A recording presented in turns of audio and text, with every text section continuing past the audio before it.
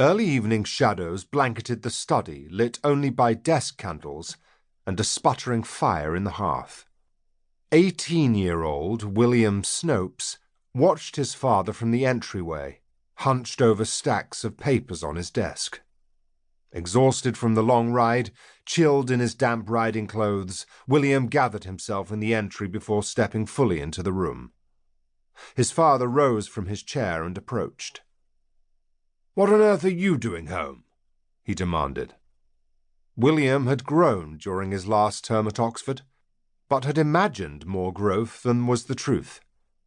His father, a hint of greying at his temples and iron in his eyes, still looked to exceed him by several inches and at least 50 pounds. He seemed even taller with his granite posture. The hours of preparation on his ride fled.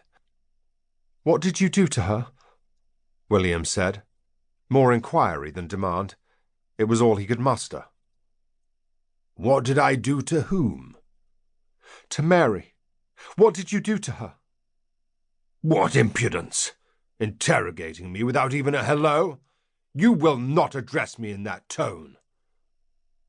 A year before, those cold eyes would have unmanned him, sending him sulking away. At least he was standing his ground tonight. "What did you do to her, father?" he said more boldly. "Who in blazes told you I did anything to anyone?" "Our tenants, the Blenjans.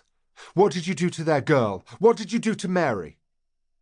Discomfort rippled beneath his father's stolid eyes. "That farm girl?" he bellowed. "Their comings and goings aren't my concern."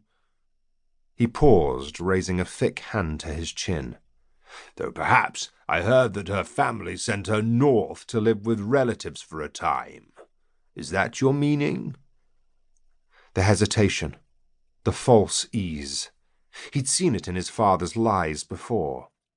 The fear that had floated in him finally took anchor. It was true. "Sent north to relatives?" William grew stronger. "Father, Mary's their only child. The Blenjans would die before they'd willingly part from her." Silence. A hateful glare. No shame, no denial. Sad fury carried William away. "How could you, father?" he said through a sheen of tears. "She's 16 years old. Mother's only been gone these 10 months. You've always demanded your way with everyone, but this—" The blow came from William's left. He dropped hard to his hands and knees, shocked. Lightning split his vision. His left cheek and ear pulsed with terrible pain. Blood ran along his cheek in a rivulet down onto the rug. Overhead, his father's furious breaths filled his ears. A full minute passed before he even tried to rise from his knees. Slowly he stood. At full height again, something had changed. The last fear had vanished, taking with it the final filaments of respect for his father.